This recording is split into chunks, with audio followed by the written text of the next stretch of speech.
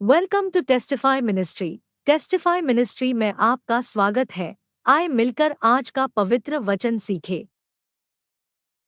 जय यीशु परमेश्वर के नाम से हम आपका स्वागत करते हैं। इस दिन आज हम पढ़ेंगे प्रवक्ता ग्रंथ अध्याय 28 व संख्या 21। कोड़े की मार से साँड़ भड़क जाती, किंतु जिह्वा की मार हड्डियां तोड़ती है। मेरे भाई और बहनों, अगर हम किसको मारते हैं तो वो चोट कुछ समय के लिए है और वो चोट भर जाता है, लेकिन जब किसको हम अपने शब्दों से मारते हैं वो हड्डी तोड़ने से भी ज्यादा लगता है, क्योंकि वो हृदय को तोड़ता है। मेरे भाई और बहनों, एक चीज जान लो कि हम योग्य नहीं है उसके सिंहासन के सामने जाने के, लेकिन उसके बेटे के बलिदान के द्वारा हम योग्य बन चुके हैं।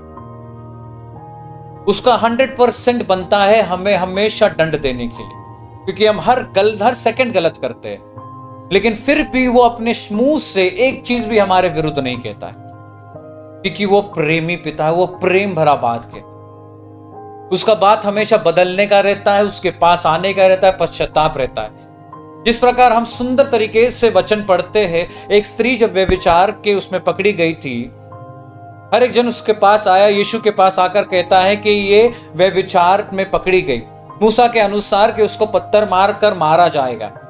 मेरे भाई और बहनों, वो लॉ था, वो आज्ञा था और वो सही था, लेकिन यीशु कहता है कि तुम में से जिसने भी पाप नहीं किया पहला पत्थर वो ही मारेगा। और वहां से सब जन चले जाते, केवल यीशु वहां खड़ा रहता है।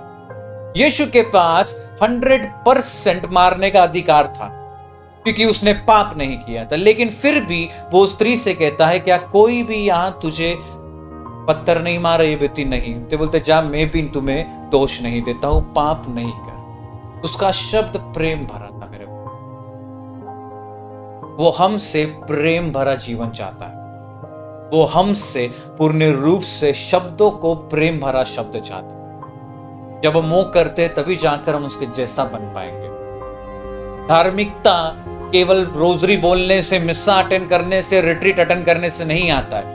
धार्मिकता एक जीवन है कि हम किस प्रकार बोलते हैं, जीते हैं, उसमें धार्मिकता दिखता है। तो आज मेरे भाई और बहनों, हम पूर्ण रूप से अपने हृदय को परमेश्वर की ओर लगाकर ये प्रार्थना को पूर्ण रूप से मांस बनने के लिए प्रार्थना करेंगे। इस समय अपने आंखों को बंद रखें।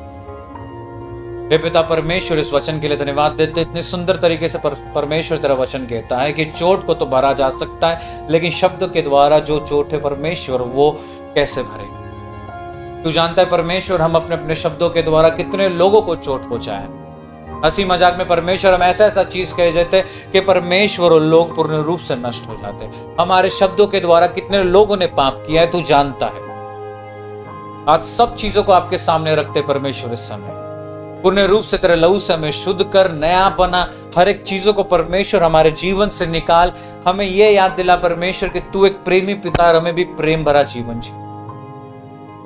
ये सुबह परमेश्वर अपने जीवन को आपके हाथों में पूर्ण रूप से देते हुए यही प्रार्थना परमेश्वर तेरे नाम से हम मांगते और कबूल करते हैं। आमीन। जय यीशु।